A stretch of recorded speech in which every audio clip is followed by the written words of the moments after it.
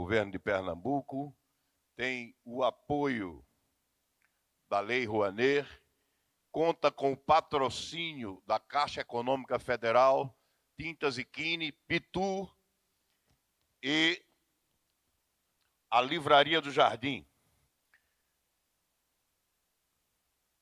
O tema da mesa de agora é Miró, Poética para Além do Corpo.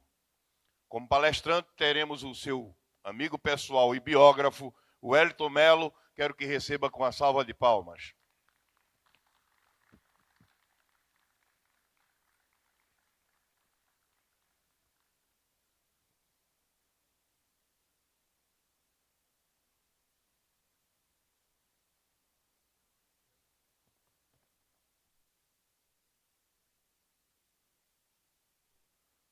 O jornalista, escritor e professor de história, Mário Hélio Gomes.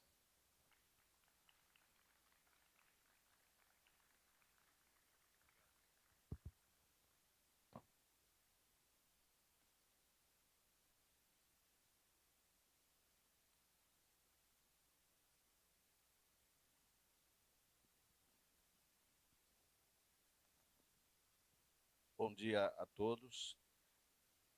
Temos a alegria de, num sábado pela manhã, numa praia, ter vocês aqui conosco.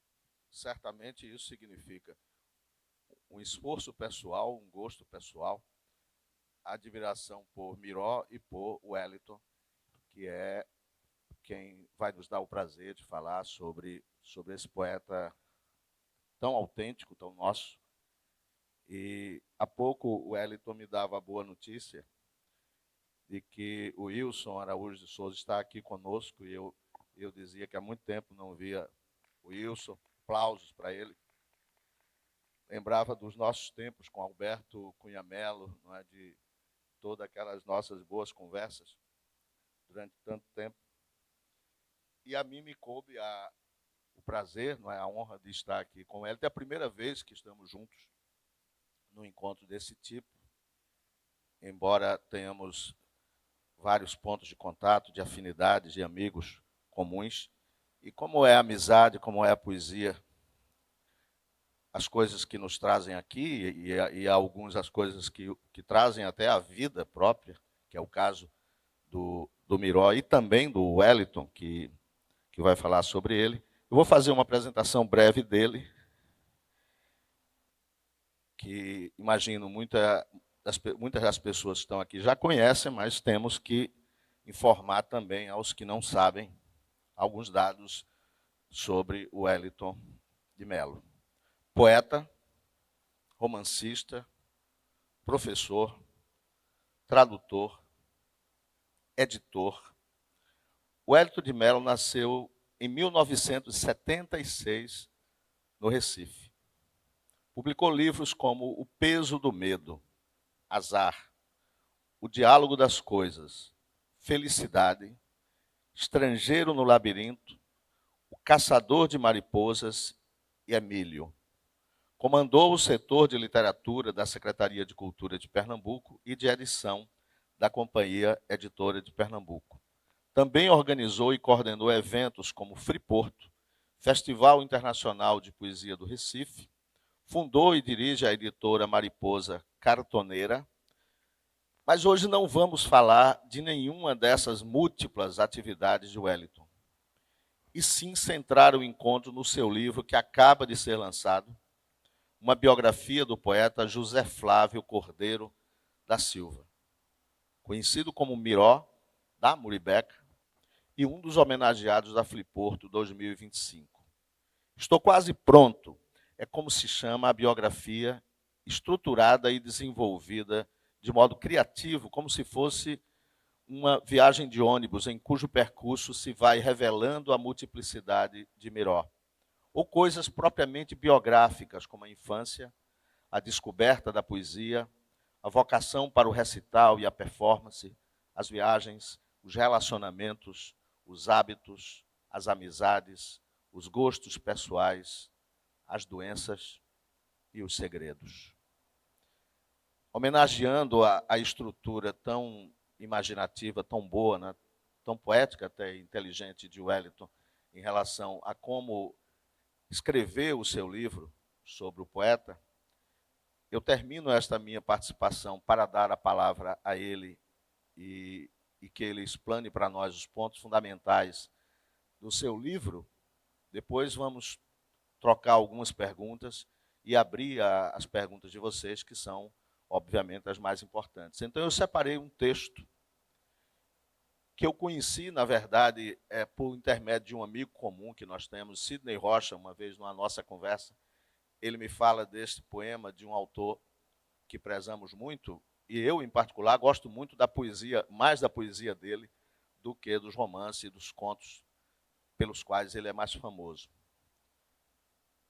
Então, efetivamente, vocês vão perceber que é uma referência, ou mesmo uma deferência à estrutura que o Wellington escolheu, uma homenagem, efetivamente, num texto que é assim: sem grandes chances, completamente desprovido de propósito, ele era um jovem seguindo de ônibus, cruzando a Carolina do Norte em direção a alguma parte.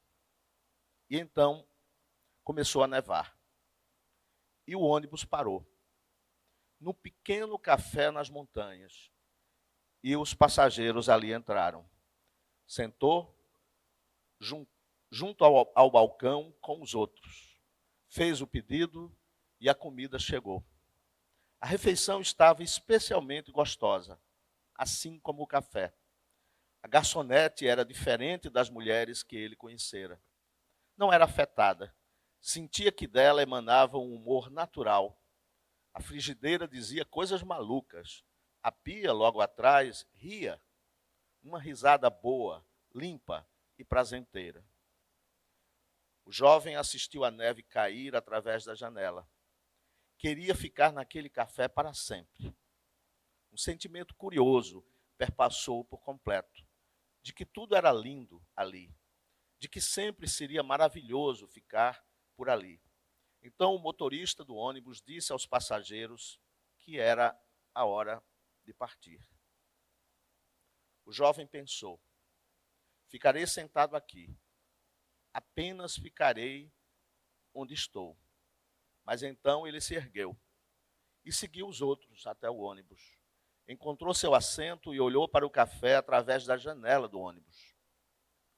Então, a partida do veículo, logo uma curva, em declive, afastando-se das montanhas, o jovem olhou diretamente para a frente, ouviu os outros passageiros falando de outras coisas, ou então eles liam ou tentavam dormir.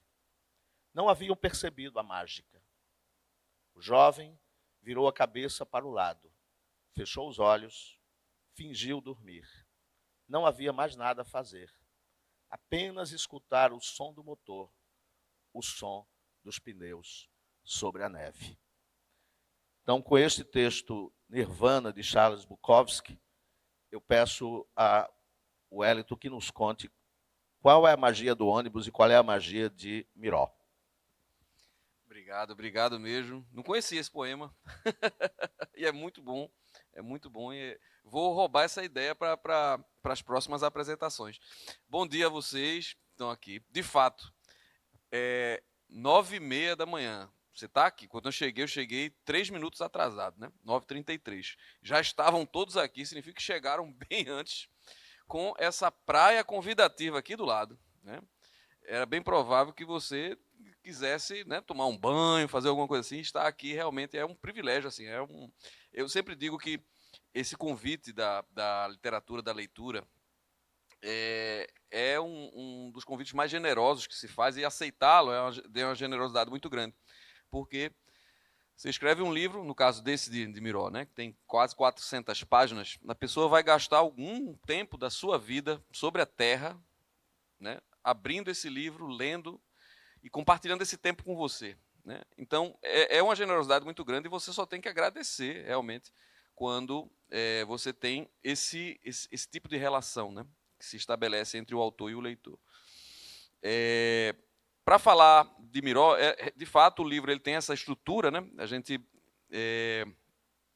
pensou, na hora de escrever o livro, que eu já sabia que não queria escrever uma biografia assim, com uma estrutura convencional em que se fala da infância, logo da adolescência, da juventude, da carreira e tal, de maneira cronológica.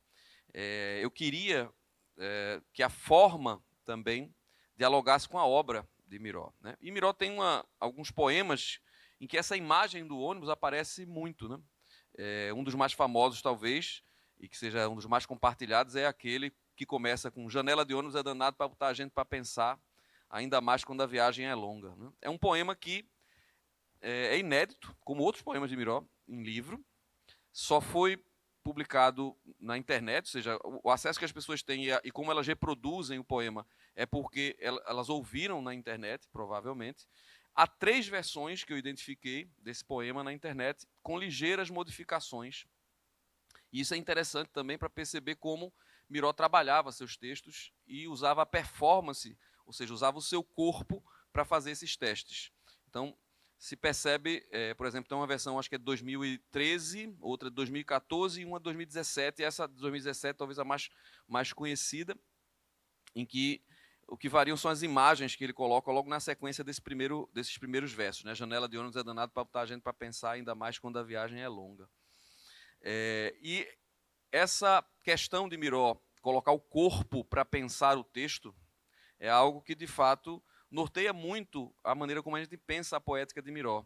Não é à toa que um termo que foi cunhado por André Teles Rosário, né, o crítico que escreveu pela primeira vez sobre Miró e escreveu sua dissertação em torno da obra de Miró, acho que foi em 2008 ou 2007 que ele fez a defesa. Ele foi orientado pelo professor Anco Márcio Tenório, e ele cunhou o termo corpoeticidade, né, que, de alguma forma, é uma amálgama de 3 coisas, né, do corpo, da poética e da cidade também, né, essa ideia do poeta Flaneur, que não é uma ideia nova, naturalmente, mas que em Miró tem um caráter diferente, né? Principalmente porque o Flaneur, que a gente imagina, é um corpo que não é interditado, cujo acesso à cidade é totalmente livre. O Flaneur, ele vai andar despreocupado pela cidade e vai efetivamente, né, exercitar essa liberdade, observando com alguma, como é que eu posso dizer assim, de maneira despreocupada, né, pela cidade. Um corpo preto como o de Miró não pode ser um Flaneur ao modo de Baudelaire, ou seja, é um Flaneur que está com o corpo sempre em risco. Um dos episódios, inclusive, que são narrados, que é narrado na biografia, é um episódio que já é conhecido, né? Miró fala desse episódio no documentário Preto, Pobre, Periférico e Poeta, de Wilson Freire. E nesse episódio ele estava fazendo, eu acho que ele era véspera do aniversário dele, pelos meus cálculos, eu acho que ele estava fazendo 22 anos, porque ele tem alguns episódios que ele relaciona a isso, então eu imagino que foi em 82, mais ou menos, 81, 82. E ele estava voltando de um festival que acontecia na Unicap com um amigo, e ele estava passando ali perto do Pátio de Santa Cruz, do Pátio São Pedro, e estava rindo de alguma coisa e havia um grupo de 2 policiais perto, né? E por ele estar rindo de alguma coisa, qualquer outra coisa, o policial para e diz: "Ei, volta aqui, tá rindo de quê?" Né? E eles: "Não, estou rindo de nada, a gente está contando uma piada e tal." E ele estava usando uma bota, um coturno, né, militar, um cinto, alguma coisa assim. E o policial diz assim: "Ah, você está usando... quem ri da polícia se lasca." Né? A palavra não foi essa, eu estou usando aqui em respeito ao sábado pela manhã. Mas quem ri da polícia se lasca. Ele começa a espancar Miró, né? Simplesmente porque estava rindo, né? E esse episódio é um episódio que vai marcar Miró de uma maneira assim muito, muito profunda, né? E que esse trauma, na verdade, é o trauma que as pessoas pretas passam no Brasil naturalmente, né? Quando meu filho meu filho mais novo tem 12 anos, né? Meu filho mais velho provavelmente não vai ter, não vou vivenciar esse momento. Meu filho mais velho é autista não verbal, grau de suporte 3, então ele não vai ter esse momento em que eu simplesmente vou liberá-lo para ele sair e passear, né? Isso não vai acontecer. Mas o meu filho mais novo, eventualmente isso vai acontecer, eventualmente eu vou dar recomendações para que ele, quando você sair, tome cuidado, tal. Mas eu nunca vou conseguir compreender quais eram as recomendações que Dona Joaquina, mãe de Miró, precisava dar para o seu filho quando ele saísse. E é provavelmente algo muito semelhante às recomendações que qualquer mãe preta dará para o seu filho. Não esqueça o seu documento. Se falar alguma coisa, baixe a cabeça, não fale nada, não se contraponha, fique calado. Por quê? Porque a ameaça ao corpo preto, ela é uma condição no nosso país sine qua non, ou seja, você sai e já existe essa possibilidade. Então, como ser um flaneur com um corpo que é dissidente, ou seja, com um corpo que, de alguma forma, já está posto em perigo. Então, essa condição, eu acho que é uma condição inicial, e por isso que esse passeio pelo ônibus de Miró é um passeio por várias estações, né? E eu quis que essa estrutura estivesse posta no livro. Dito isso inicialmente, é importante pensar, eu acho, nessa perspectiva de Miró como um corpo dissidente, um corpo que não aceitou, de alguma forma, as caixinhas que sempre se tentava impor, né? Sempre se tentava colocar. E eu acho que isso talvez é uma coisa que vai diferenciar muito Miró de outros poetas da mesma geração, ou de gerações um pouco anteriores a ele, mas que aceitaram talvez muito facilmente o rótulo de poeta marginal, ou de poeta, enfim, o poeta que não está posto ali no sistema e que por isso se rebela, pura e simplesmente por se rebelar, né? E é curioso perceber que, diferente de outros poetas, Miró ele circulava em vários espaços com uma mobilidade muito grande, sem nenhuma, como é que eu posso dizer, sem nenhum preconceito, digamos assim, né? Ele chegava nos espaços e ele vivia nesses espaços, convivia com essas pessoas, sendo ele, né? Então, por exemplo, quando Miró mora em São Paulo, né, nos anos 80, no começo dos anos 80, ele mora em Higienópolis. Ele mora em Higienópolis. Quando ele mora em Fortaleza, ele mora na Aldeota. Ele mora na Aldeota. E aí quem conhece Higienópolis, quem conhece a Aldeota, sabe do que eu estou falando. Eu estou falando dele morar em Casa Forte. Tá? Então, assim, e ele morava e ele frequentava os espaços. Ricardo Reis, que é um amigo da época e que eu entrevistei para a biografia, ele fala, Miró andava de sandália, descalço, às vezes sem camisa, pelo bairro lá, e claro que os habitantes de Higienópolis, né, a nata ali da economia paulistana, olhava aquele corpo com algum estranhamento, né? Mas Miró não se preocupava com aquilo. Claro que, tendo a consciência, né, da sua condição, ele poderia, e tendo o trauma anterior, ele poderia justamente se resguardar e dizer, não, eu não vou me arriscar dessa forma, né, porque é um risco, de fato, é um risco. Mas lembrando um poema de Miró, né, o risco que eu corro é de não correr o risco, né? O risco que eu corro é de não correr o risco. Um poema que ele, inclusive, fez o cartunista Canton fez um cartão postal, ainda nos anos 80, que foi até reeditado recentemente pela CEP, uma nova ilustração desse poema que está seguindo como brinde de algumas edições do livro. Então, Miró tinha essa capacidade de colocar o pé na porta. Isso é muito importante ressaltar, ou seja, era um corpo que sempre colocava o pé na porta, que não aceitava as caixinhas que lhe eram impostas, né? E aí, estando aqui o Wilson Araújo de Souza, o nosso querido Uas, que foi, porque é importante, né, talvez para quem não tenha lido ainda a biografia e que vai corrigir naturalmente esse erro, adquirindo o livro na Livraria do Jardim, que está aqui fora, vocês podem sair, vai ter uma sessão de autógrafos, então as pessoas que quiserem adquirir o livro têm essa oportunidade. Mas, na biografia, um dos episódios mais marcantes é justamente quando acontece o encontro entre Wilson e Miró, na Sudene. E foi curioso escrever esse episódio. Por quê? Porque na lembrança de Wilson era Caetano, que ele estava cantando no banheiro enquanto fazia os serviços. Era Gil. Ó, já tem um erro para a segunda edição, porque eu lembrava que você tinha falado de Caetano. Ou eu escrevi Caetano, eu escrevi Gil. Mas, de qualquer forma, Miró já lembrava outra coisa. Ele lembrava que foi Djavan, Pétala. E ele lembrava, inclusive, a música. Aí eu fiquei encafifado, porque você me falou com uma precisão de detalhes o que tinha acontecido. E Miró disse, não, mas foi Pétala. Aí eu digo, bom, já que é uma biografia... pode ser. Pode ser. Só que eu fui testar, aí eu fui verificar, viu, Wilson? O que eu fiz? Como eu não sou jornalista, né? Não nasci com esse dom. Mas isso não. Já que é uma biografia, vamos ver. Pétala está no disco Luz, de 1982. Batia com a data, Wilson. Batia com a data. Aí eu vou aceitar que foi Luz. Só que na biografia acontecia muitos desses casos, em que Miró dizia uma coisa, uma pessoa dizia outra. O corpo dele, esse corpo dissidente, insistia, inclusive, em estar em vários lugares ao mesmo tempo. Há um episódio, por exemplo, quando ele estava em Petrolina, eu falei isso no lançamento de Petrolina, quando ele lançou em Petrolina recentemente, para a semana a gente vai estar em Teresina fazendo um outro lançamento. Mas em Petrolina eu lembrei desse episódio.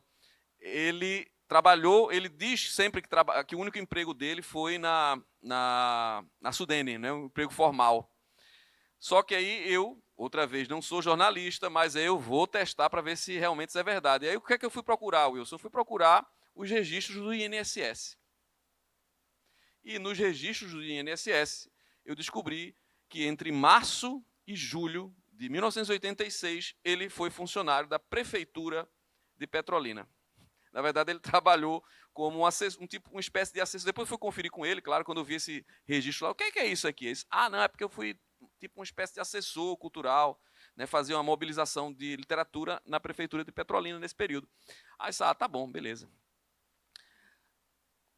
Quando eu fui fazer a pesquisa iconográfica, comecei a reunir um monte de fotos, né? E uma das fotos que me chamou a atenção foi de um encontro que havia acontecido com estudantes, que Miró estava presente, com uma amiga, uma pessoa que se tornaria amiga dele, que era Miriam Bofo, de São Paulo.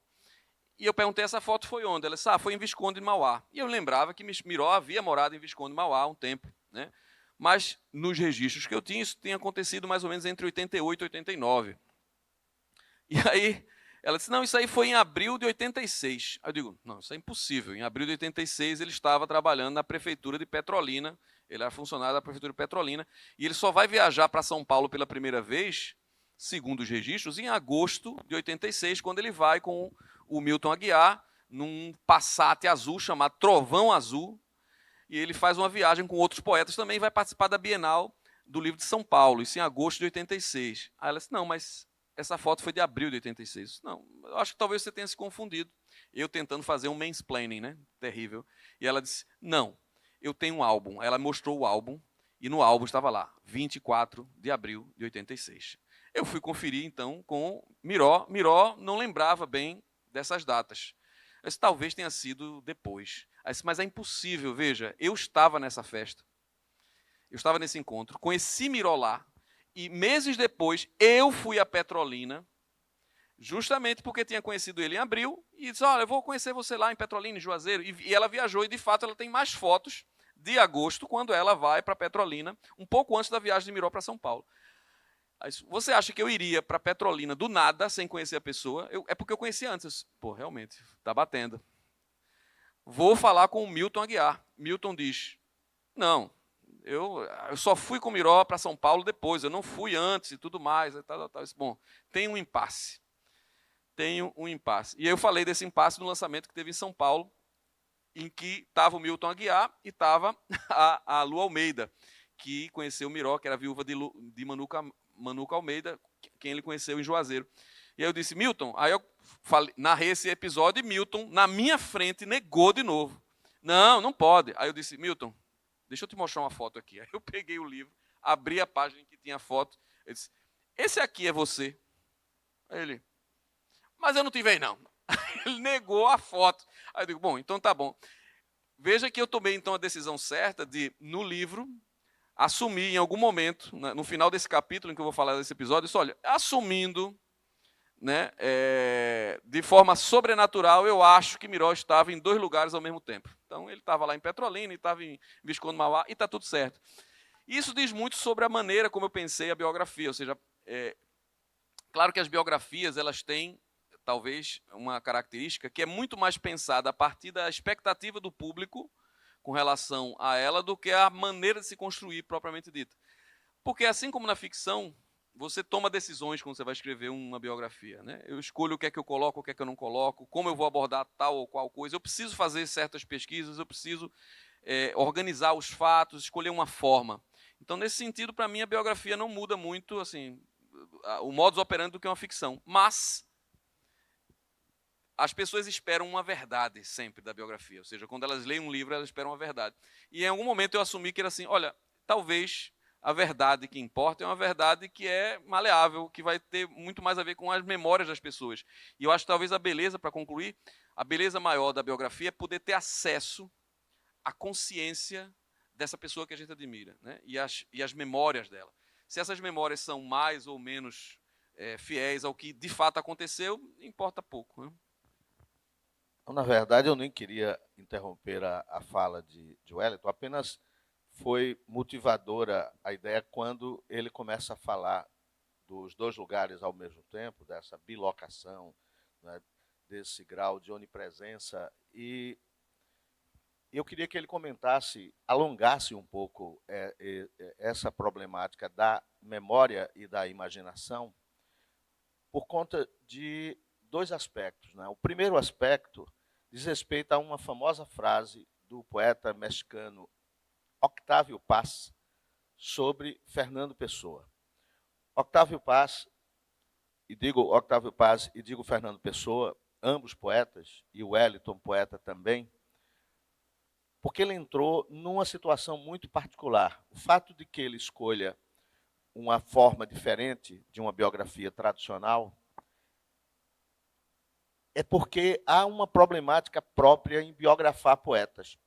Biografar uma pessoa, digamos, um comerciante, por exemplo. Ontem falávamos de Carlos Pena Filho, e em alguma ocasião eu disse que o pai dele era comerciante. Então, escrever a biografia de um comerciante, os fatos, os acontecimentos, porque quando falamos de biografia, falamos de história de vida, né? Basicamente, o Wellington reiteradamente disse que não era jornalista, evidentemente pensando que o jornalista só existe por causa dos fatos. E o jornalista tem em comum com o historiador o fato de que ambos buscam a verdade. Isso já está em Aristóteles, não é? Opondo o historiador ao poeta. Então, levando em conta que ele escreve a biografia de um poeta, que é um problema por si mesmo, que ele admite uma coisa que durante muito tempo não se admitia, que a memória é também fruto da imaginação, a memória não conta verdades, e a memória tem aquilo que os antigos chamavam de horror vacui, preenche todos os espaços. Mas voltando a Octávio Paz, ele diz sobre Fernando Pessoa: os poetas não têm biografia. Sua obra é sua biografia. A frase é muito sutil, ele não está querendo dizer que os poemas são confessionais, porque é outra armadilha. Quem lê os poemas de um poeta pensando que vai encontrar a sua história real, digamos assim, né, a sua verdade, pode, como se diz aqui na linguagem popular, dar com os burros na água. Porque o Wellington é poeta, sabe do que estamos falando. Então, essa questão da biografia de um poeta e da tua conclusão de cara dessas verdades diversas, a memória de Wilson, a memória de pessoas da família, né? E a opção por adotar essas memórias todas. Não é? Então, eu tenho uma curiosidade particular, que imagino que deva ser a curiosidade, pelo menos, de alguém que esteja na plateia. Como foi equilibrar tudo isso e escrever não somente uma biografia de um poeta, mas uma biografia escrita por um poeta, ou seja, da perspectiva de um poeta e de um romancista, que é o teu caso. Tinha uma preocupação que que eu tive. Por quê? Porque essa escolha ela implicava em algumas premissas. Então, por exemplo, a gente fez essa estrutura em que eu tenho um primeiro plano narrativo, que envolve 2 anos, então de 2020 a 2022, que foi essa fase final da vida de Miró, a luta dele contra o câncer, todas as questões que aconteciam no meio do caminho. E, num segundo plano, a vida dele como um todo, ou seja, pensando ali desde a infância até mais ou menos 2020, ou seja, em algum momento as duas narrativas elas se fundem, né? Então chega aquele momento em que vai acontecer. No segundo plano, que é esse plano da vida dele, boa parte da vida dele, eu tive que consultar fontes, fazer entrevistas, ou seja, estar consultando essas pessoas para poder reativar essas memórias. E aí realmente apareciam várias versões de um mesmo episódio, né, narrados por ele e tal, tudo mais. No primeiro plano, que é esse plano de 2020 a 2022, há uma peculiaridade que é o fato de eu estar muito presente na vida de Miró. Então, enquanto eu estava escrevendo a biografia, entrevistando ele, fazendo toda a parte de pesquisa e tomando decisões, a vida de Miró seguia, né, acontecendo e com demandas muito precisas. Por exemplo, ele fazia parte de um grupo de apoio que estava Cida Pedrosa, Wilson Freire, né, o próprio Wilson Araújo também apoiava de maneira indireta. Várias pessoas estavam lá apoiando, enviando recursos para que ele pudesse fazer o tratamento. Durante a pandemia isso aconteceu também, quando ele não podia sair, né, podia vender, então ele fez uma campanha que foi Fique em Casa Miró, para que se arrecadasse fundos para que ele pudesse subsistir. Então, só que entre 2020 e 2022 eu estava muito presente, então minha preocupação foi, eu tenho que ter muito cuidado para que não se torne uma biografia em que eu apareça muito também, porque claro, como uma pessoa que estava ali convivendo, eu tinha que narrar a partir do meu ponto de vista. Só que em determinado momento eu assumi que isso não era na verdade uma coisa tão ruim. O fato de estar dentro da biografia, enquanto a biografia estava acontecendo, enquanto a vida estava acontecendo, me deu a possibilidade não só de ter um acesso muito privilegiado a determinados aspectos da vida dele, como também refletir sobre a própria construção. Então, Renata Beltrão, no lançamento de São Paulo, ela falou uma coisa interessante. Ela disse que ela percebe não 2 planos, mas 3 planos. Existe a biografia da vida de Miró, existe a relação de Miró comigo, nesse segundo plano que aparece mais forte, e existe uma perspectiva metanarrativa em que você está falando sobre a própria construção da biografia. As decisões que foram tomadas, por exemplo, até a escolha do título, isso vai aparecer no livro, e as falhas, por exemplo, da construção da pesquisa, caminho sem volta, que a gente chegou e não tinha mais o que fazer. Então, eu assumi que, de alguma forma, a estrutura que eu estava dando e minha participação, ela era uma coisa que não tinha como dissociar. Talvez se eu escrevesse essa biografia de alguém com quem eu não tivesse convivido, seria outra biografia, seria uma forma diferente. Então, esse primeiro plano em que eu estou convivendo com o Miró, ele era muito desafiador, porque, repito, as coisas estavam acontecendo no mesmo momento em que eu estava escrevendo a biografia. Então, por exemplo, no meio da biografia, aliás, no começo das entrevistas, eu tinha, na verdade, uma informação que eu tinha recebido essa informação em 2016, ou seja, 4 anos antes de começar a escrever a biografia, mas que essa informação ficou na minha cabeça.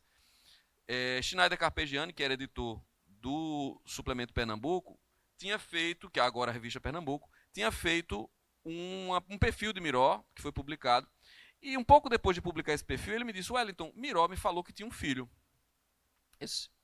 Sério, ele tem um filho? Aí, bom, nunca tinha ouvido falar dessa história. E aí, quando eu comecei a fazer as entrevistas, eu fui perguntar para ele: olha, Miró, é verdade que você tem um filho?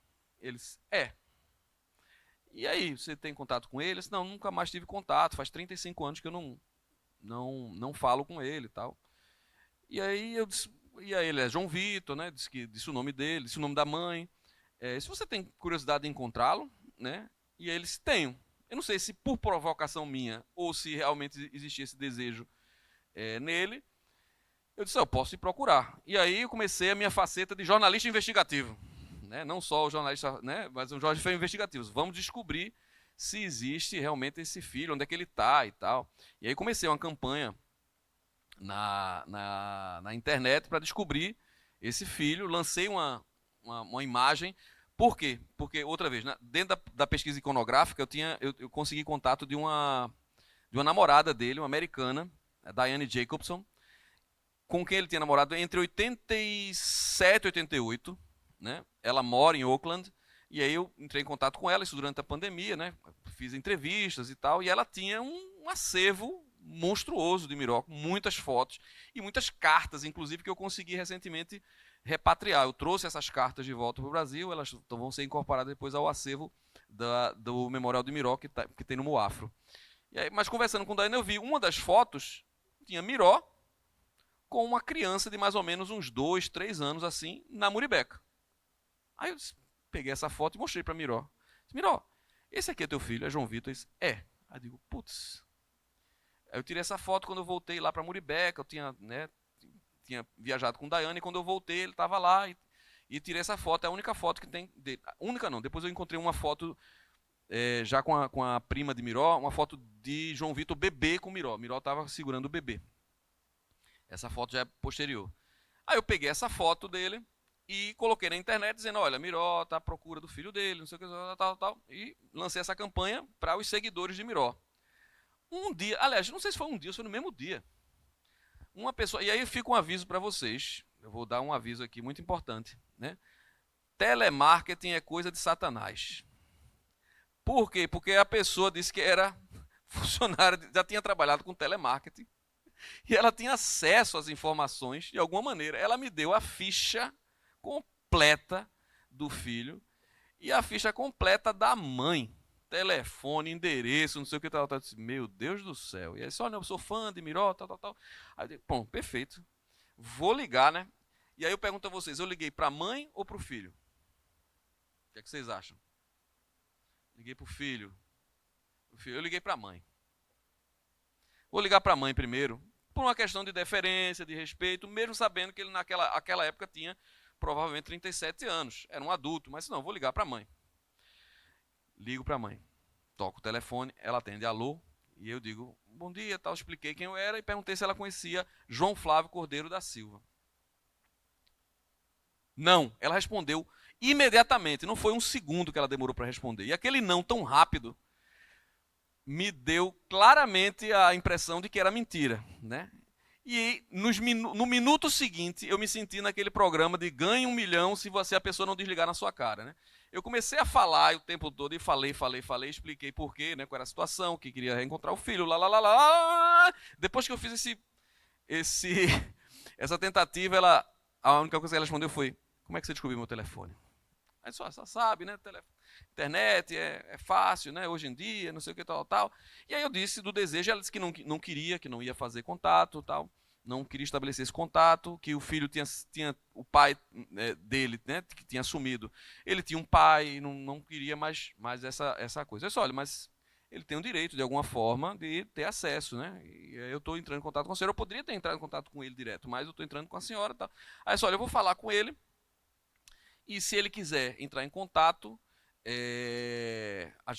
eu falo com você. Também se ele não entrar em contato, não me ligue mais. Eu digo, tá bom, está beleza.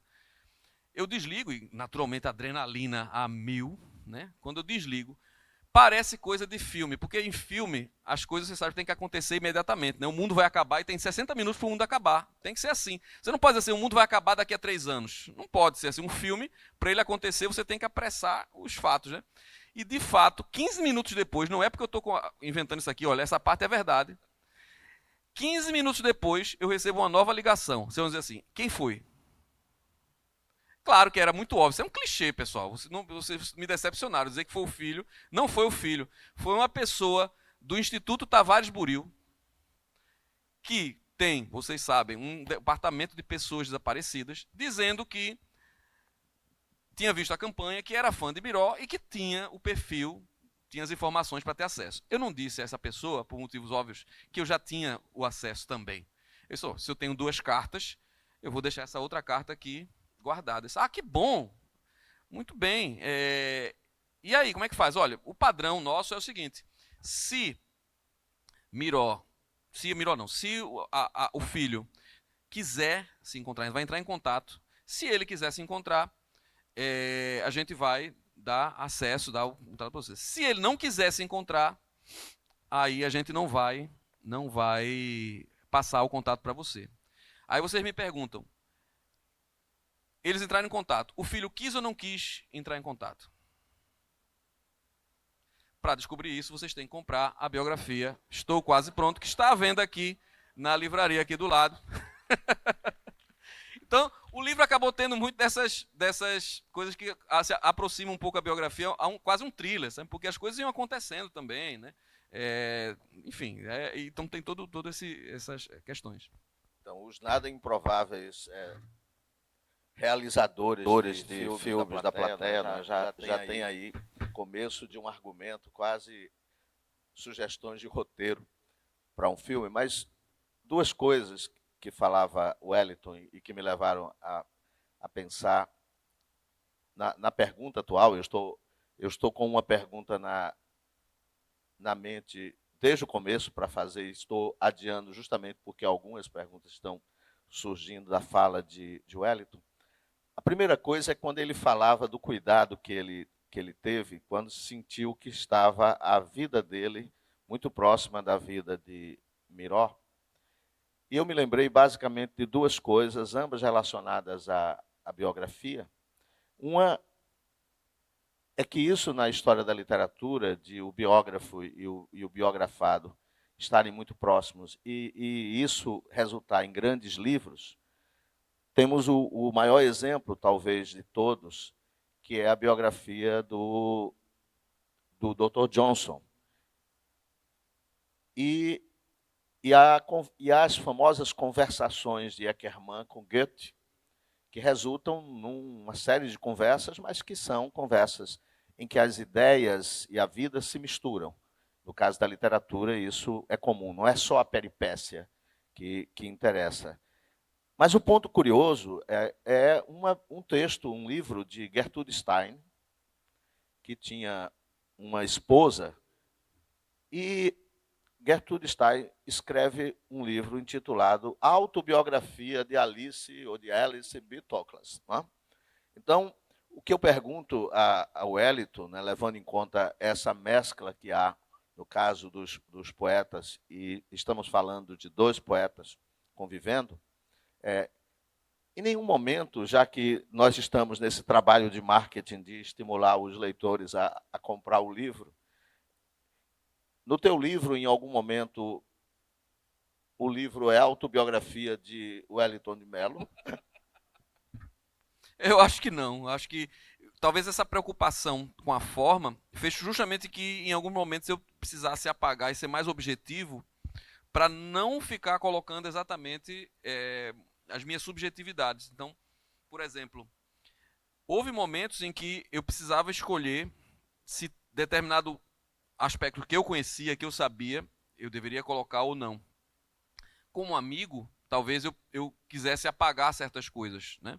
Mas em algum momento, conversando com o Miró, a gente disse assim, olha, eu acho que a gente precisa ser honesto com questões que são problemáticas, até para não fazer uma biografia, né, que seja só chapa branca ou coisa do tipo.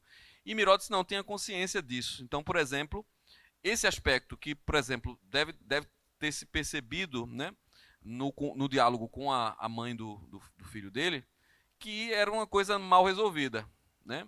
E, de fato, essa relação de Miró com as mulheres era uma questão problemática. Era uma questão que, às vezes, beirava a obsessão. E, né, teve uma namorada dele especificamente que tem episódios bem problemáticos e que hoje, por exemplo, gente olhando assim, esse Miró, calma aí, né? A única que, na verdade, namorada que se topou falar, de verdade, foi Daiane, né? E ela falou muito abertamente, né, que o relacionamento, em algum momento, era um relacionamento tóxico de ambos os lados, tanto ela como ele e tal. Ela relativizou isso. Na época eu não tinha essa compreensão, mas hoje, olhando com distanciamento, eu tenho essa compreensão, né? E eu tinha essa preocupação, poxa, eu tenho muito medo de colocar certas coisas que, de repente, as pessoas...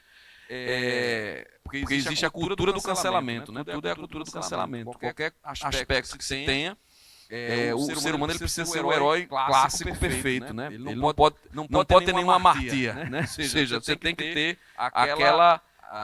o herói sem falhas. E Miró teve todas as suas falhas, teve todos os seus acertos, as decisões que ele tomou, né, ao longo da vida. Então, na conversa que a gente teve, já ficou muito claro isso. Olha, vamos tratar abertamente essas questões. Com respeito. Eu fiquei com muito receio, né, de colocar isso. Principalmente por conta do meu lugar de fala. Né? as pessoas entendem errado, né? E ultimamente tem interpretado muito errado essa coisa do lugar de fala. Não, você não tem lugar de fala, não sei o que tal. Você não entendeu o conceito do lugar de fala. Todo mundo tem um lugar de fala. A questão é, de onde você fala, faz sentido analisar o que você está falando, né? Então, por exemplo, eu, um homem branco, de classe média, estou falando de uma biografia sobre um homem preto, que vem de uma origem humilde, mas que em algum momento se estabilizou e tal, mas que não teve uma vida fácil. Até que ponto esse meu lugar de fala, né, pode ser interpretado de uma forma equivocada na hora de se analisar isso. Mesmo que eu diga que eu não sou racista, mesmo que eu não diga que... Enfim. Então essa foi uma preocupação grande. Mas a gente chegou à conclusão que era importante humanizar isso. E aí, claro, quando começam a chegar as primeiras recepções do livro, né? E que as pessoas dizem, olha, eu achei interessante a forma como você tratou, e tratou sempre de maneira muito respeitosa. Tudo que era colocado, até os pontos delicados, sempre tentando colocar de uma maneira respeitosa. Aí eu fiquei um pouco, comecei, né? Não sei ainda, claro que a recepção do livro ainda está só começando, mas como chegam de diferentes fontes, você fica um pouco mais tranquilo. Mas eu tentei realmente... Claro que na parte de 2020 a 2022, que é quando eu estou um pouco mais presente, isso aparece. E naquelas partes do passado em que há um certo ponto de contato. Então, por exemplo, quando eu conheço Miró, eu conheço Miró de maneira mais precisa, Wilson, no enterro de Maria do Carmo. Em 2008, quando ele está no enterro e eu vejo Miró declamando no enterro de Maria do Carmo. Então, em retrospectiva, eu recupero uma cena que eu estava presente, né, naquele momento, naquele ponto de contato.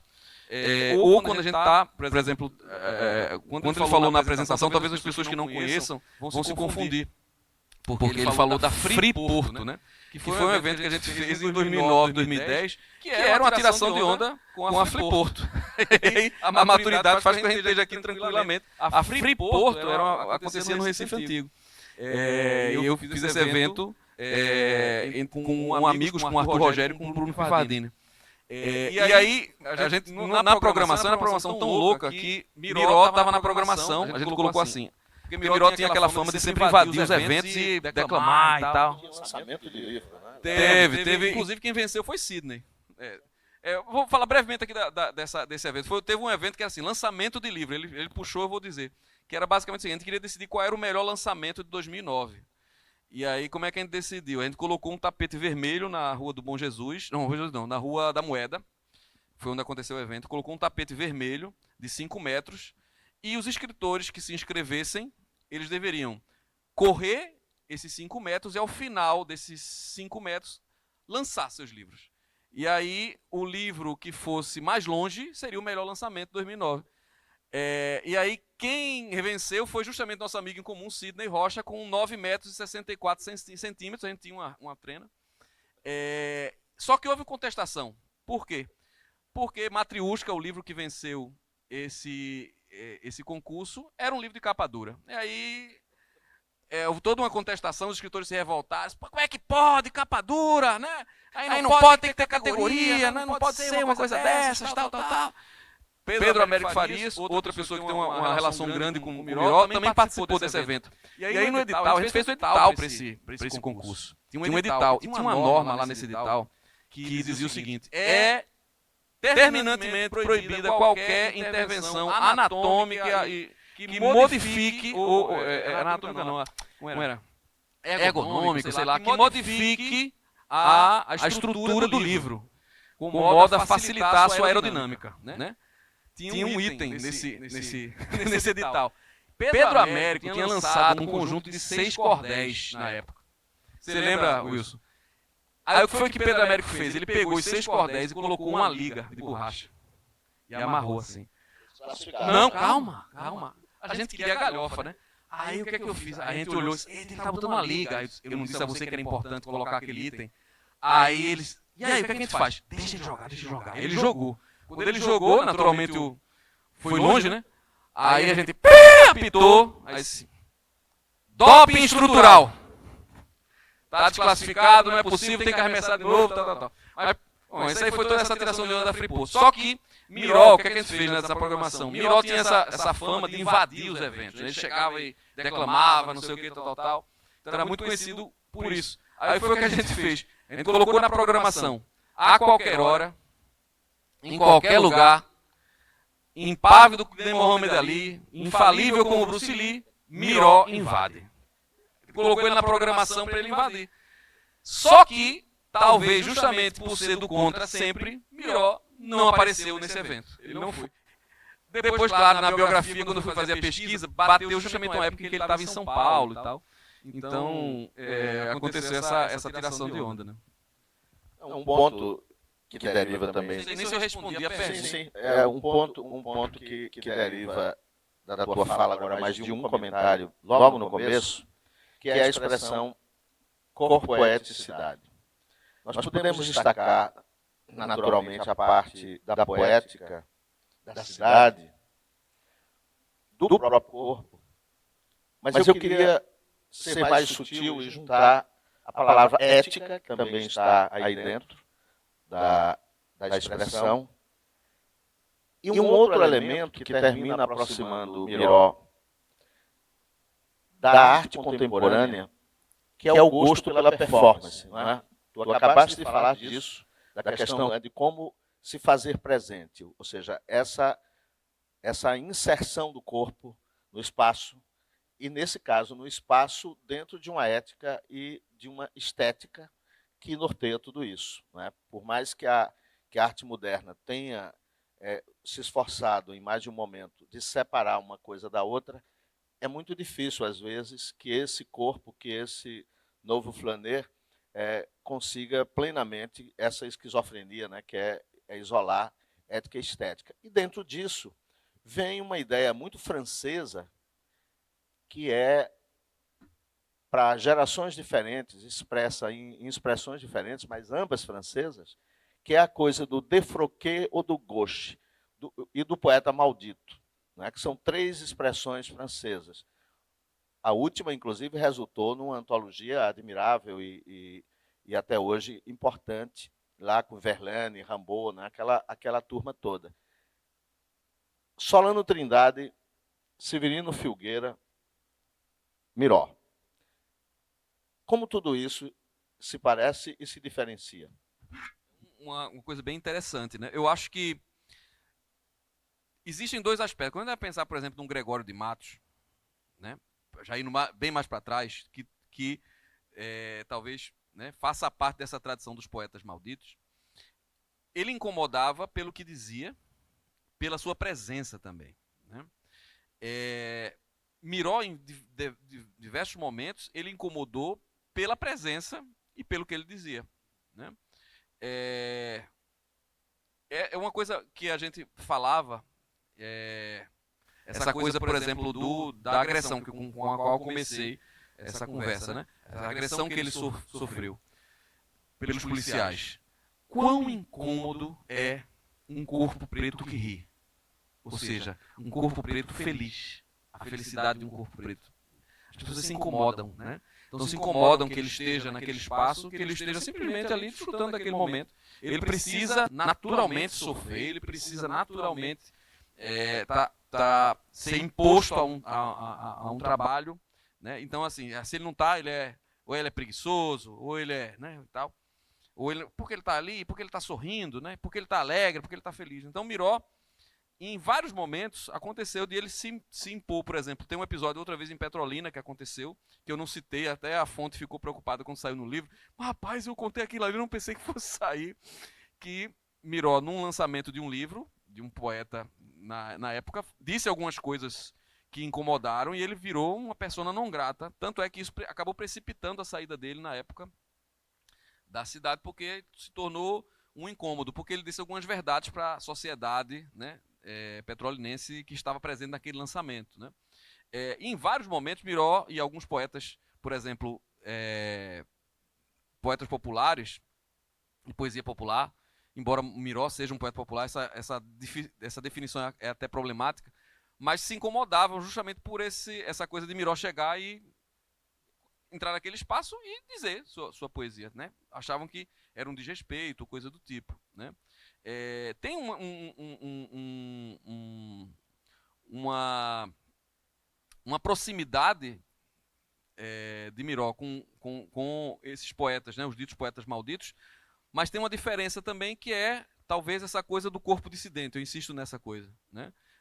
Tem um episódio que eu trato até com humor dentro da gente, já que ele falou da Friporto também e tal, que aconteceu na Friporto, né? E que por um desentendimento lá, alguém talvez da organização não deixou Miró acessar uma festa que estava acontecendo, tal. Ele relata isso, né? Talvez provavelmente alguma questão de micropoder, né? Alguma pessoa lá que não fez. E ele foi lá e ele botou o pé na porta mesmo e quis entrar na festa. Ele relatou esse episódio. Mas é só mais um episódio em que, de alguma forma, você tem esse corpo que invade o espaço e que o ocupa. Agora, tem uma questão, quando sua pergunta ela tem dois aspectos, né? Porque você fala também da questão da performance. E eu comecei falando sobre isso, né? Quando o André Teles coloca a corpoeticidade, se criou, talvez, para quem leu mal o André, para quem não entendeu completamente o que ele estava falando, se criou um estigma de pensar que a poesia de Miró está atrelada à performance e é indissociada dela. Se eu parto dessa premissa, hoje nós não estaríamos mais falando da poética de Miró. Por isso que a minha escolha para o título dessa palestra, a Poética Além do Corpo, é uma provocação. Ou seja, passados 3 anos da morte de Miró, a gente continua lendo, as pessoas continuam reinterpretando a obra dele. E aí, quando eu vou outra vez passar para a obra de Miró, isso é inclusive o tema de uma pesquisa que eu estou fazendo com o professor Rogério Mendes, da Universidade do Rio Grande do Norte. A gente está fazendo uma pesquisa para um artigo que vai trabalhar justamente essa contraposição entre o Miró do espaço aberto e o Miró do espaço interno, ou seja, o lar de Miró, a rua e o espaço interno. Então, por exemplo, tem 2 poemas que eu gosto sempre de citar, eu posso fazer a leitura deles, até porque, já que a gente está falando tanto de Miró, trazer a poesia dele eu acho que é sempre uma coisa boa. E que mostram, por exemplo, que essa leitura de que Miró é sempre o poeta das ruas, ou sempre o poeta que vai falar sobre a violência, é um reducionismo. Eu acho que entra um pouco, mais uma vez, naquela tentativa de encaixar Miró em algum espaço, né? O Inácio França fez um texto no dia seguinte à morte de Miró, que para mim, a gente tem quanto tempo? Quantos minutos? Tá terminando, não é quase nada. Estamos terminando. Mas aí, olha, o chefe ali está dizendo que pode, então vamos embora. Meio-dia a gente termina. Mas a gente vai terminar logo para tomar uma cerveja, que é o seguinte. O que é que eu estava falando? Inácio França fez um texto muito bom no dia seguinte ao falecimento dele, acho que no dia do enterro. E ele disse que sempre que morre um poeta no Brasil, né, um poeta de renome, assim, morreu o grande poeta, não sei o que, tal. Mas aí quando morre um poeta preto, é assim, morreu o grande poeta urbano, morreu o grande poeta periférico, morreu o grande poeta marginal. Sempre precisa um adjetivo para colocar na caixinha e dizer, você está aqui, viu? Você não está do outro lado. Miró está no Museu da Língua Portuguesa, na exposição permanente do Museu da Língua Portuguesa, né? Miró foi homenageado por diversos eventos. Miró teve a sua obra em vida, publicada, né? Uma obra reunida, que agora a CEP vai publicar a complementação. Tá? Eu soube com o Diogo, ele me autorizou a falar. No ano que vem deve sair. Eu disse a ele, olha, já que tem Estou Quase Pronto, bota assim, poesia quase completa, porque é impossível você dizer poesia completa de Miró, porque tem muita coisa dispersa. Um dia ou outro eu sempre encontro um poema novo dele. Mas aí Inácio colocou nesse texto, eu achei muito bom, essa tentativa de sempre tentar enquadrar, sabe? Sempre colocar o poeta que vai falar sobre a violência urbana, o poeta que vai falar tal.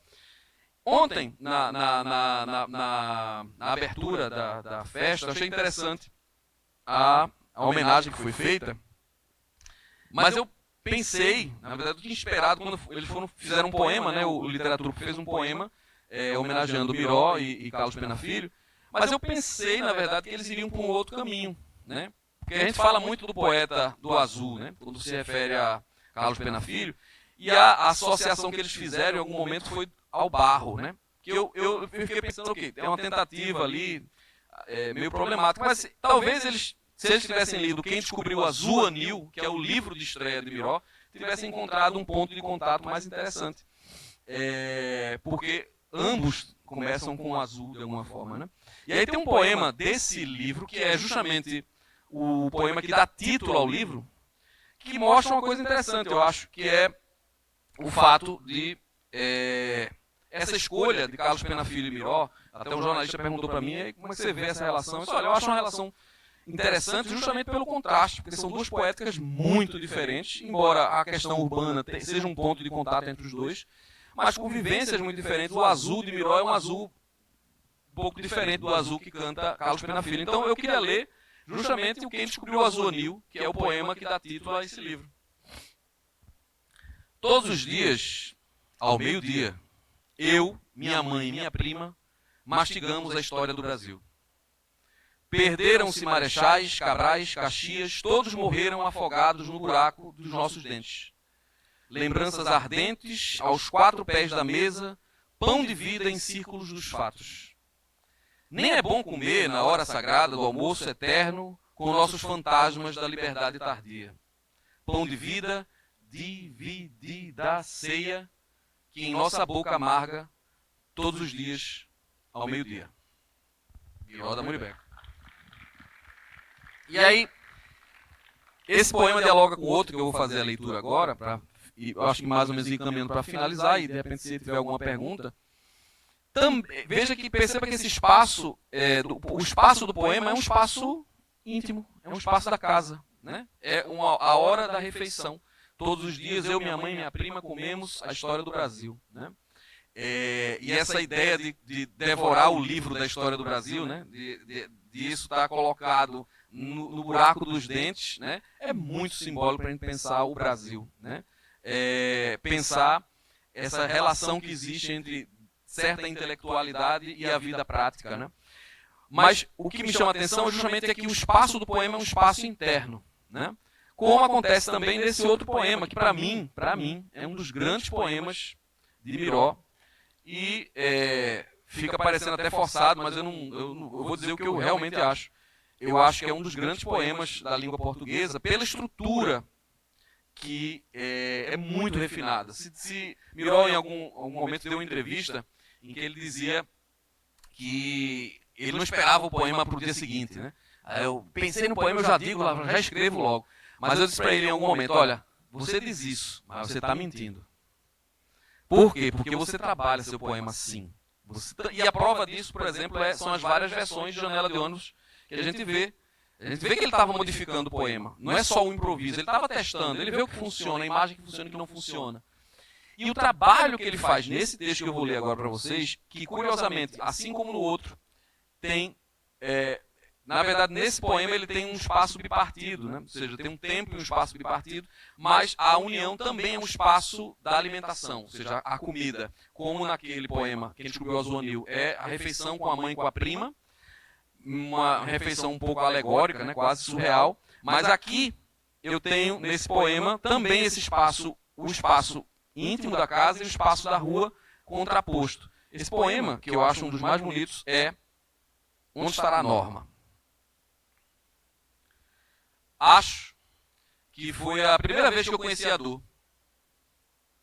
Um domingo de 1971. Naquele tempo, o domingo era o dia mais feliz. Minha mãe fazia um macarrão com carne de lata e suco. Ficávamos brincando de mostrar a língua vermelha para provar que éramos felizes. E que na nossa casa, que suco não faltava. Era um saquinho que devia custar 10 centavos. Só hoje percebo que felicidade não tem preço. Água, açúcar, gelo, estava pronto. Pronto, o mundo vinha a nossos pés. Norma tinha os olhos fundos, puxados para dentro, castanhos claros, quase verdes. Se ardesse o sol de domingo, insisto, domingo era o dia mais feliz naquele tempo. Não havia grades nem muros altos, e se tivesse, pulávamos. Norma era tão linda, com seus cabelos negros, que me deu um branco aos 11 anos, quando me pediu biscoito maisena e um gole de Fratelli Vita. Norma era livre. Preso às lembranças, agora percebo Quanto tempo perdemos achando que isso é aquilo e nada disso? Quanto tempo perdemos achando que isso é aquilo e nada disso? Agora, 35 anos depois, Norma me vem como nuvem de algodão doce e matinê de domingo. O domingo era o dia mais feliz antes de Norma beijar um outro na boca. Então, é tão refinado, você percebe ali as contraposições que ele faz, o tempo desdobrado, o espaço da mãe e o espaço desse primeiro amor, a decepção e o conforto, a segurança e a insegurança do parque, da rua. Veja assim, a riqueza que você tem dessa construção poética. Então, não simplifiquemos Miró. Sem falar, o Wellington, que comprova a sua tese do corpo, que é um poema todo corpo, todo físico. São todas coisas, não é? Comestíveis, inclusive, não é? Até as lembranças.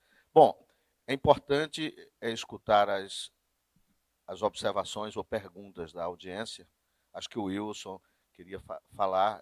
Era bom também que a produção levasse o microfone, porque não conseguimos ouvir da plateia para cá.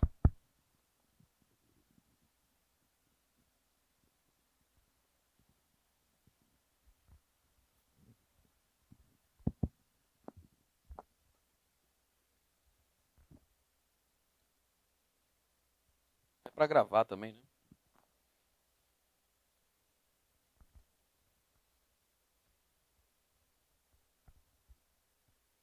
Bom, bom dia para todos. Primeiro eu queria fazer uma. Primeiro eu queria fazer uma. Tá bom, tá ouvindo? Tá bem baixinho, não sei se desligou o microfone. Será? Fala assim, mas colocando ele mais em pé. Sim. Alô? Tudo bem? Pronto, agora um pouco Primeiro eu mais queria me referir ao Mário Hélio, né? Que falou aí do tempo que a gente se encontrava. Então eu quero dizer que a primeira vez que eu vi o Mário Hélio era quase um menino, mas já assim metido, já quase virando Mário o Vário. Sempre compenetrado assim, no bom sentido, né? De gostar muito de ler e já emitindo juízo de bom valor. Então eu fico muito feliz de estar assim. Eu fico muito feliz aqui.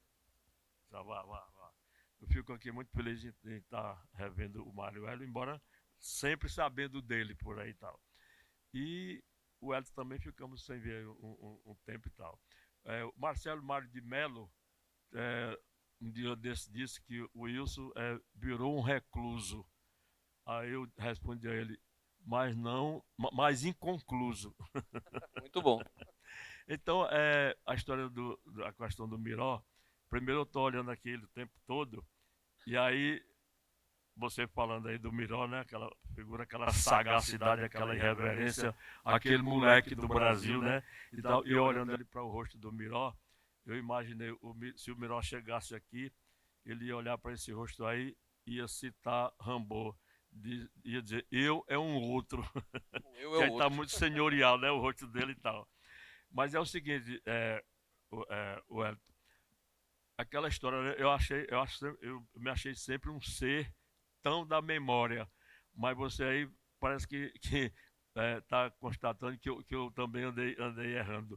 Mas eu fico Ou ainda não. eu diria fico ainda Caetano. eu fico na minha tese. O Miró cantava muito Djavan e Pétalas era a música que ele estava sempre cantando. E como ele estava tendo uma jovem que era, né, entrou pela época, mais ou menos na época que ele entrou na CDN, e gostava muito de literatura e cultura e tal, e eles já estavam mais ou menos assim entrosados e tal. E aí, talvez fosse se ele estivesse cantando Pétalas. Mas eu saí do banheiro muito atento e continuo achando que ele estava cantando o Gilberto Gil. E eu fiz até um jogo seguinte, não era o Caetano Veloso, que eu fiz um jogo assim. Eu cheguei por trás, cheguei devagar, quando ele terminou, aí eu disse, Gilberto Gil, antena parabólica da raça que rechaça o anátema. Eu disse tudo isso aí e tal. Ele ficou assim, então, aí eu disse, mas eu gosto muito do Caetano também. Aí ele cantou não sei o que, das vilas, favelas, esse pedacinho. Aí o Miró passou a me frequentar, essa coisa toda e tal, a gente foi convivendo e tal. E aí, quando chegou a época ele ia quase, assim, pelo menos 2 vezes na semana, ele ia na minha sala e sempre chegava com um poema novo para dizer e tal. E ele quando ele chegou, que disse que ia publicar, já tinha me mostrado o poema, que o nome do livro ia ser Quem Descobriu o Azul Anil. Aí eu respondi para ele assim, eu acho que não foi aquele soneto do Desmantelo Azul, certo? Aí quando é agora, eu estou vendo aqui, né, Carlos Pena e Miró ali, e aí eu digo, o tempo, será se o tempo trouxe o espaço para que a gente dizer que está havendo ecos recíprocos entre Carlos Pena e Miró, é uma coisa assim meio tal. Agora, aquela questão do corpo, né, que eu acho interessante, você foi buscar essa coisa, isso é a cara do Miró, ele me contava todos esses acontecimentos, né, antes dele tornar públicos através de poemas, ele me contou vários deles, aquele daqui com 2 soldados lá no pátio de São Pedro e tudo mais e tal. E aí essa coisa do corpo, mas como vocês disseram, um plano que com o corpo em risco, mas ele já estava sempre e tal. E aí eu lembro já o Miró nas famosas performances, né? Performances fenomenais e tal. E aí uma vez alguém estava comigo, né? Aqui do meu lado, a gente assistindo o Miró fazendo um recital, né? E tal. Aí quando nós fomos saindo, conversando assim e tal, ele disse, o Miró aprendeu encenação com quem? Aí eu disse, com o próprio Miró, em que eu até citei o daí cabeça de poeta, que ele disse, um estudo não é estudo. Eu disse, com o próprio Miró, em que um estudo não é estudo. Aí eu fui buscar até essa coisa que Miró vem de Mirobaldo, o futebolista, o famoso do Santa Cruz, e o Wilson Freire fez o livro Miró Bolando, que é formidável. Eu digo, o Miró, agora que eu digo, né, o Miró veio de Mirobaldo e Miró Bolando, ele chegou do jeito que ele chegou. Eu estou dizendo isso agora, mas eu dizia antes, quase incluindo isso. Eu digo assim, eu dizendo para o cara que disse, ele aprendeu encenação com quem? Eu digo com ele mesmo, certo? Como um azougue em zigue-zague, zanga-zaga. E que juntou, e que Mamulengo, certo? A coincidência que ele foi quase ser filho do Mamulengo, né? Eu digo, e que Mamulengo trouxe a ginga para o azougue, certo? E dançava a noite inteira até pegar o sol com a mão. Foi assim que eu conheci ele dançando nos bailes lá na associação, e ele amanhecia o dia, inclusive comigo lá e tal. E aí veio o Miró, essa grande figura da cena, né? Interpretando as coisas e tudo mais. E aí você fala que o Miró não era só Deixa ele terminar, pode terminar. Não era só da performance. O texto dele, né, tá aí e tal. Mas você vê no texto dele sempre ele em movimento, né? O texto dele tá ali com ele sempre em movimento. Isso. Então, para mim, tem tantas outras coisas, mas Miró é fundamentalmente essa figura, né? Eu conheci muito aí, só um momento. A questão do filho, sim. No primeiro momento, eu conheci a americana, ele me apresentou e tal. Aí namoraram um tempo e tal. E aí ele sempre marcava para querer conversar comigo aí na orla, em Boa Viagem, tá, numa sombra e tal. Às vezes ele marcava e não vinha. Uma vez nós fizemos um evento para fazer um recital. Ele foi o único que não compareceu. E aí depois eu mandei uma carta para ele criticando isso, meu querido poeta irresponsável. Aí ele usava isso para dizer das performances dele, né? Mas ele não compareceu também e tal. Mas aí ele me disse, num certo momento, que vem a questão novamente. Eu acho que no primeiro momento que ele não tinha deixado de que ela desapareceu dele, que não queria que ele tivesse essa... Porque ele não teria condições mesmo de assumir e tal. E aí, acho que eu lembro que eu acho que ele andou me dizendo que tinha uma filha no primeiro momento. Tinha uma filha. Não, não falou de filha, não. Aí eu não sei, mas eu achava que ele tinha me dito isso. Mas Pode ser um lapso, né? Pronto. Não sei se tem mais alguma questão. Eu lembro que daqui a pouco o nosso Hélio vai brindar uma sessão de autógrafos. Isso. Mas vamos facultar ainda para 2 perguntas. E sempre uma alegria, uma honra, esse grande artista que é Miró da Muribeca. E a Friporto, com muita alegria, faz essa justa, merecida homenagem que só agradece a Friporto. Muito obrigado a todos os admiradores que amam Miró, como a Friporto também ama Miró. Obrigado. Maravilha. Bom, para não afetar mais ainda o tempo da mesa seguinte, então agradecemos a presença de todos e insistimos. Comprem um livro, leiam o livro de Wellington Melo sobre Miró.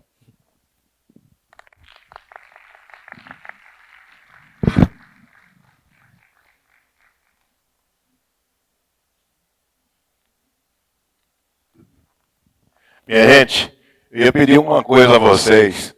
Vamos nos ajudar para sair bem na foto. Se puderem se aproximar mais do palco, para ficar aquela coisa mais cheia, eu agradeço de coração para a gente fazer uma foto dos palestrantes e mediadores com vocês.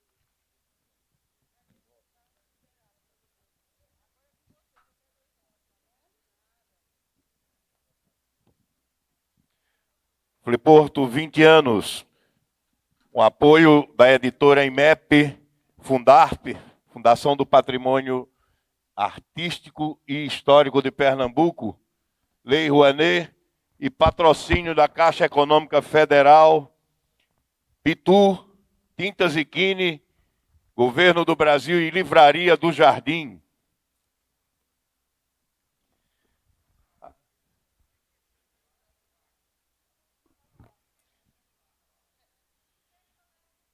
Agora teremos como tema da mesa de número 4,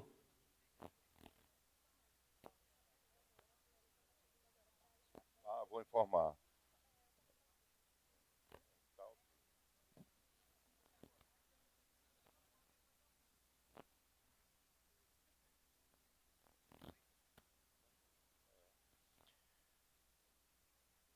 O tema é 420 anos de Dom Quixote, personagens patrimônio cultural da humanidade. Enquanto chamamos o palestrante Francisco Dacal, Antônio Campos vai dar uma palavra.